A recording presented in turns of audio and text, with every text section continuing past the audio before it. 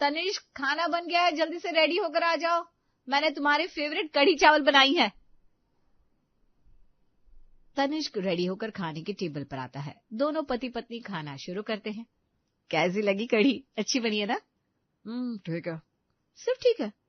तनिष्क, मैंने तुम्हारे लिए इतने प्यार से कढ़ी बनाई है और तुम कह रहे हो ठीक बनी है?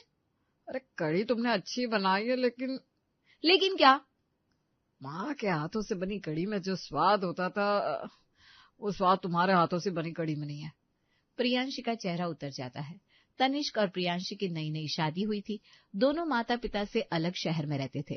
दोनों ने नई नई गृहस्थी बसाई थी। ऐसे में प्रियांशी तनिष्क के लिए रोज उसके पसंद का खाना बनाती और उसे खुश रखने की कोशिश करती थी।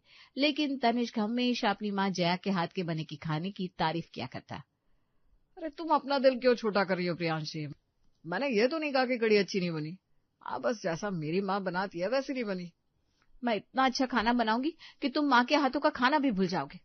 दोनों खाना खाकर सो जाते हैं। दूसरे दिन से प्रियांशी YouTube पर देख देख कर नई रेसिपी सीखने लगती है। प्रियांशी YouTube पर खाना बनाने के लिए नए नए तरीके देखा करती और तनिष्क के लिए वो खाना बनाती। रविवार का दिन था। प्रियांशी, आज संडे है, चलो कहीं घुमाते हैं, मूवी देखेंगे और लंच भी बाहर कर लेंगे। लंच बाहर क्यों करेंगे? मैंने छोले भिगो कर रखे। मैं तो छोले भटूरे बनाने की सोच रही थी। अरे वाह, छोले भटूरे! मुंह में पानी आ गया। छोले भटूरे तो गरम गरम ही अच्छे लगते हैं। हम खाना खाने के बाद शाम को बाहर चलेंगे। मैं किचन में जाकर छोले बनाने की तैयारी करती हूँ। प्रियांशी किचन में जाती है और छोले बनाने के लिए बड़ी मेहनत करती है। YouTube देखकर छोले बनाने लगती है। आज तो ऐसे छोले बनाऊंगी कि तनिष्क माँ जी के हाथों के छोले का स्वाद भूल जाएगा। प्रियांशी सारे मसालों को अपने हाथों से कूटती है। सिलबट्टे पर पीसकर अदरक लहसुन का पेस्ट बनाती है और फिर छोले बनाकर तैयार करती है, जिसके बाद वो गरम गरम भटूरे तलती है। तनिष्क, खाना टेबल पर लग गया है, जल्दी से आ जाओ, नहीं तो भटूरे ठंडे हो जाएंगे। अरे वाह, छोले भटूरे! तनिष्क देखता है कि प्रियांशी ने खाने को बहुत अच्छे से डेकोरेट किया है, जैसे वो किसी रेस्टोरेंट में खाना खाने आया हो। लच्छा प्याज, हरी चटनी, अचार, सलाद, क्या बात है प्रियांशी जी, आज तो हैप्पी हैप्पी संडे हो गया। चलिए खाना खाते हैं। दोनों खाना खाने बैठते हैं। प्रियांशी बार बार तनिष्क की तरफ देखती है और उससे तारीफ की उम्मीद करती है, लेकिन ऐसा नहीं होता। तनिष्क पूरा खाना खा लेता है, लेकिन वो एक बार भी खाने की तारीफ नहीं करता। क्या बात है तनिष्क, खाना अच्छा नहीं बना है क्या? खाना अच्छा, लेकिन छोले जैसा मेरी माँ बनाती है ना, वैसा नहीं बना। माँ न जाने कौन से मसाले डालती है, छोले में गजब का टेस्ट आ जाता है। प्रियांशी का मुंह बन जाता है। वो खाना बीच में ही छोड़कर टेबल से उठ जाती है। प्रियांशी, सुनो तो सही प्रियांशी। लेकिन प्रियांशी नहीं रुकती। तनिष्क उसके पीछे पीछे कमरे में जाता है और उससे मनाने की कोशिश करता है। प्रियांशी, तुम भी खाना अच्छा ही बनाती हो, लेकिन तुम जानती हो ना मैं माँ के हाथों का बना खाना कितना मिस करता हूँ। अरे तो माँ जी को यहाँ बुला लो ना। माँ यहाँ नहीं आ सकती, पिताजी गांव में अकेले पड़ जाएंगे, फिर उन्हें खाना बनाकर कौन खिलाएगा। लेकिन तुम एक काम कर सकती हो। कैसा काम? मैं माँ से कह दूंगा कि वो तुम्हें खाना बनाना सिखा दे। वो जैसे कहेंगी तुम वैसे ही बनाना। ठीक है। चलो अब रेडी हो जाओ, अब हम मूवी देखने चलेंगे, ठीक है? तनिष्क अपनी माँ जया को फोन करके कहता है कि वो प्रियांशी को खाना बनाना सिखा दे। तनिष्क, आज खाने में क्या बनाऊं? देखो, आज मेरे ऑफिस के दोस्तों ने कहा है कि उन्हें माँ के हाथों की बनी मटर पनीर की सब्जी और बेसन का लच्छा पराठा खाना है। तुम माँ से पूछ लो दोनों चीजें कैसे बनाते हैं। ठीक है, मैं माँ जी से पूछकर मटर पनीर की सब्जी और बेसन का लच्छा पराठा बना देती हूँ। प्रियांशी किचन में जाती है और सास जया को फोन करती है। प्रियांशी बहू, सुबह सुबह फोन किया, सब ठीक तो है ना? माँ जी, इन्हें आपके हाथ के मटर पनीर की सब्जी और बेसन का लच्छा पराठा खाना है। आपके हाथ के खाने की रेसिपी भी तो आपकी होगी ना? ठीक है बहू, मैं जैसे जैसे बताती हूँ तो ठीक वैसे ही कर। खाना बिल्कुल वैसा ही बनेगा जैसा मैं बनाती हूँ। हाँ माँ जी, इन्हें मेरे हाथ का खाना पसंद ही नहीं आता। हर वक्त बस आपके हाथ के बने खाने को याद करते हैं। तनिष्क खाने का बड़ा शौकीन है, वो भी सिर्फ मेरे हाथ से बने खाने का। मैं तो उसे कभी बाहर का खाना खाने ही नहीं देती थी। वो जो कहता मैं सब घर पर बना देती थी। जया फोन पर प्रियांशी को रेसिपी बताती है और प्रियांशी ठीक वैसा ही करती है। पहले कढ़ाई में तेल गरम करके उसमें जीरा और राई का छौंक लगा दिया माँ जी। अब उसमें कटे हुए प्याज, कटी हुई अदरक, लहसुन, टमाटर डालकर भून ले। प्रियांशी वैसा ही करती है। अब सारे भुने हुए मसाले एक प्लेट में निकाल ले और ठंडा होने दे। तब तक कढ़ाई में पनीर के छोटे छोटे टुकड़े भून ले। ठीक है माँ जी। अब भुने हुए पनीर के टुकड़े निकाल ले और जो मसाला ठंडा हो गया ना उसे मिक्सी में पीस ले। जया एक एक करके अपनी रेसिपी के सारे स्टेप्स प्रियांशी को बताती जाती है। प्रियांशी ठीक उसी तरह से खाना बनाती है और तनिष्क का लंच पैक करती है। ऑफिस जाते समय वो तनिष्क को खाने का डब्बा देती है। आज के खाने में आपको माँ जी के हाथ के बने खाने का टेस्ट आएगा, क्योंकि आज मैंने माँ जी से पूछ पूछ कर खाना बनाया है। कढ़ाई में कौन सा मसाला कब डालना है, कितना डालना है, कैसे डालना है, सब माँ जी ने बताया। मतलब आज खाने में मजा आने वाला है। डब्बा खोलते ही माँ की याद आ जाएगी। मेरा दिल कह रहा है कि अभी सारा खाना अकेले खा लूं, लेकिन फिर दोस्तों को क्या कहूंगा। दोपहर तक इंतजार कर लो। अरे इंतजार ही तो नहीं हो रहा। दोनों हंसते लगते हैं। तनिष्क खाने का डब्बा लेकर ऑफिस चला जाता है। दोपहर में तनिष्क अपने दोस्तों को खाने के लिए बुलाता है। रवि, मनोज, लंच टाइम हो गया यार, खाना नहीं खाना क्या? खाना तो है, लेकिन पहले तू ये बता, आंटी जी के हाथ के बने मटर पनीर की सब्जी लाया कि नहीं? लाया हूँ भाई। माँ के हाथों से बनी मटर पनीर की सब्जी और बेसन का लच्छा पराठा भी लाया हूँ। तनिष्क अपना डब्बा खोलता है। सभी जया के हाथों से बना खाना खाने के लिए तनिष्क के लंच पर टूट पड़ते हैं, लेकिन खाने का पहला निवाला लेते ही तनिष्क के दोस्त कहते हैं, यार तू झूठ भी बोलने लगा, ये खाना आंटी जी ने नहीं बनाया। हाँ यार, हमें आंटी जी के हाथ से बने खाने का स्वाद पता है, उनके हाथ से बने खाने की बात ही अलग है। बस ये खाना किसने बनाया? ये खाना प्रियांश ने बनाया है, लेकिन उसने सारा खाना माँ से पूछ पूछ कर बनाया। चल कोई बात नहीं, भाभी को हमारी तरफ से थैंक यू बोल देना। नहीं तो भाभी हमें कभी घर नहीं बुलाएगी, और पता चला कल से घर से तेरा भी दाना पानी उड़ गया। सभी दोस्त हंसने लगते हैं। बात मजाक में उड़ा दी जाती है, लेकिन तनिष्क माँ के हाथ से बने खाने के स्वाद को बहुत मिस करता है। शाम को जब तनिष्क ऑफिस से घर लौटता है, कैसे लगा आज का खाना? माँ की याद आ गई ना? माँ की याद तो जरूर आई, लेकिन याद इसलिए आई क्योंकि खाने में वो स्वाद नहीं था। आज तो मैंने माँ जी से पूछकर सारा खाना बनाया था, अब कहाँ कमी रह गई? कोई बात नहीं प्रियांशी, आज तो तुमने शुरुआत की है, धीरे धीरे माँ की तरह खाना बनाना सीख जाओगी। अच्छा, माँ से पूछना वो लौकी के कोफ्ते कैसे बनाती है। आज रात के खाने में लौकी के कोफ्ते बना लो। प्रियांशी रात का खाना बनाने के लिए किचन में जाती है और जया को फोन करती है। जया, किसका फोन है? प्रियांशी बहू का फोन है, उसे फोन पर खाने की रेसिपी बतानी है। आजकल प्रियांशी मुझसे पूछ पूछ कर खाना बनाती है ना। सुबह शाम उसे फोन पर रेसिपी बताने से अच्छा है तुम शहर क्यों नहीं चली जाती? कुछ दिन बहू के पास रहकर उसे खाना बनाना सिखा दो। फोन पर कब तक ट्रेनिंग दोगी? मैं शहर चली जाऊंगी तो आपको खाना बनाकर कौन खिलाएगा? आपको तो खिचड़ी तक बनानी नहीं आती। कितनी बार कहा है, थोड़ा तो खाना बनाना सीख लो। खाना बनाना मेरे बस की नहीं है, तुम शहर चली जाओ, मैं भी तुम्हारे साथ चलूंगा। इधर प्रियांशी फोन पर जया का इंतजार कर रही थी। हेलो माँ जी। हेलो। हाँ बहू बता, आज मेरे बेटे ने क्या फरमाइश कर दी है? माँ जी ने लौकी की कोफ्ते खाने हैं। ओहो, लौकी के कोफ्ते। मैं लौकी के कोफ्ते बनाती थी तो तनिष्क उंगलियों के साथ प्लेट और कढ़ाई तक चाट चाट कर खाता था। चल, मैं तुझे कोफ्ते बनाना सिखाती हूँ। पहले लौकी को छिलकर उससे कद्दूकस कर ले, उसके बाद उसे गर्म पानी में थोड़ी देर उबाल कर ठंडा कर ले। ठीक है माँ जी। प्रियांशी ठीक वैसा ही करती है। अब 2 कटोरी बेसन ले, उसमें हल्दी, नमक, अजवाइन डाल दे, थोड़ा पानी डालकर उसे मिक्स कर ले। इस तरह जया फोन पर प्रियांशी को पूरी रेसिपी बताती है। प्रियांशी वैसा ही करती है और लौकी के कोफ्ते बनाती है।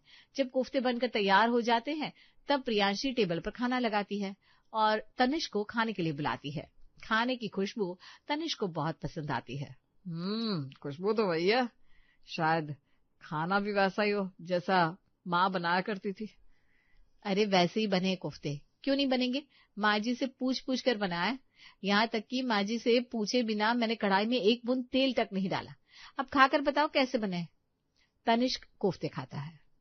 कोफ्ते ठीक ही है, लेकिन आखिर बात क्या है? माँ से पूछकर बताने के बाद भी सब्जियों में वो स्वाद क्यों नहीं आ रहा? तुमने सच में माँ से पूछकर कोफ्ते बनाए या कोई सपना देख रही थी? तनिष्क, तुम अपनी माँ को ही बुला लो, अब वही आकर खाना बनाएंगी। अरे यार प्रियांशी, मैं मजाक कर रहा था, तुम तो बुरा मान गई। दूसरे दिन, तीसरे दिन और अब रोज रोज प्रियांशी जया से फोन पर खाना बनाना सीखने लगी। कई दिन बीत जाते हैं। प्रियांशी लगातार अपनी सास जया को फोन करती और उसके बताए गए तरीकों से खाना बनाती, लेकिन फिर भी तनिष्क को खाना पसंद नहीं आ रहा था। अरे यार, मजा नहीं आ रहा। अब तो मैं दूध भी माँ जी से पूछ कर उबालती हूँ, फिर भी पता नहीं कहाँ कमी रह जाती है। तनिष्क सोचता है कि माँ को यहीं बुला लेता हूँ, फिर पता चल जाएगा कि आखिर कहाँ चूक हो रही है। वो यहाँ आएंगी तो अपनी आंखों के सामने प्रियांशी को सब कुछ सिखा देंगी। वो जया को फोन करता है। माँ, तुम और पिताजी थोड़े दिन के लिए हमारे पास आ जाओ ना। क्या बात हो गई बेटा, तेरी तबीयत तो ठीक है ना? माँ, मैं बिल्कुल ठीक हूँ। तुम यहाँ आकर प्रियांशी को खाना बनाना सिखा दो। उसके हाथ से बने खाने में वो बात नहीं है जो तुम्हारे हाथ से बने खाने में है। ऐसा कैसे हो सकता है? मैं तो उसे हर खाने की रेसिपी बताती हूँ और वो ठीक उसी तरह से खाना भी बनाती है जैसा मैं बताती हूँ। लेकिन फिर भी माँ, वो आपकी तरह खाना नहीं बना पा रही है। अच्छा चल ठीक है, मैं और तेरे पिताजी शहर आ जाएंगे। 2 दिन बाद जया और त्रिलोकी अपनी बेटी बहू के पास शहर आते हैं। प्रियांशी, ये देखो कौन आया है। प्रियांशी कमरे से बाहर आती है, सास ससुर के पैर छूकर आशीर्वाद लेती है। माँ जी, पिताजी, आप लोग फ्रेश हो जाइए, मैं आप लोगों के लिए चाय बनाती हूँ। नहीं प्रियांशी, आज माँ चाय बनाएगी। माँ, गुड़ वाली चाय बना दो ना। ये क्या तनिष्क, माँ और पिताजी लंबा सफर करके गांव से शहर आए, माँ जी थक गई होंगी और तुम उन्हें चाय बनाने के लिए बोल रहे हो। अरे तुम नहीं समझोगे प्रियांशी, माँ गुड़ वाली चाय बहुत अच्छी बनाती है। गुड़ वाली चाय ही बनानी है ना, मैं बना देती हूँ। अरे नहीं नहीं नहीं, माँ चाय में न जाने कौन सा मसाला डालती है, उसे पीते ही सारी सुस्ती भाग जाती है, शरीर में फुर्ती आ जाती है। क्यों माँ जी, चाय में नागिन का दूध डालती है क्या? अरे ऐसी कोई बात नहीं है प्रियांशी बहू, तू रसोई में चल, मैं जैसे जैसे कहूंगी वैसे ही चाय बनाना। प्रियांशी जया को लेकर रसोई में जाती है। सबसे पहले चाय बनाने का पतीला ला। प्रियांशी एक बड़ा सा 4 लीटर का पतीला चूल्हे पर चढ़ा देती है। तो इतने बड़े पतीले में चाय बनाएगी? छोटा पतीला ला बहू। माँ जी, हमारे पास तो यही पतीला है, छोटा वाला नहीं है। अरे लेकिन 2 लोगों के चाय बनाने के लिए ये पतीला बहुत बड़ा नहीं है? माँ जी, आप तो जानती है हमने सारे बर्तन नए खरीदे हैं, इन्हें यही पसंद आया था तो हमने ले लिया। जया प्रियांशी को गुड़ वाली चाय बनाने की रेसिपी बताती है। प्रियांशी ठीक वैसा ही करती है, लेकिन बड़े पतीले में थोड़ी सी चाय अच्छी तरह से नहीं बन पाती। प्रियांशी तो क्या, जया को भी समझ में नहीं आ रहा था कि चाय में कितना दूध, कितनी चाय पत्ती और कितना गुड़ डालना है। जब प्रियांशी सबको चाय पीने के लिए देती है। माँ, मैंने कहा था ना चाय तुम बनाना, इसमें वो स्वाद ही नहीं है। तनिष्क बेटा, तो थोड़े दिन रुक जा, मैं सब ठीक कर दूंगी, धीरे धीरे प्रियांशी को सब सिखा दूंगी। भाई मैं तो चला फ्रेश होने, बहुत थक गया हूँ। त्रिलोकी अपने कमरे में फ्रेश होने चला जाता है। बहू चल, मैं खाना बनवा देती हूँ, उसके बाद मैं फ्रेश होने जाऊंगी।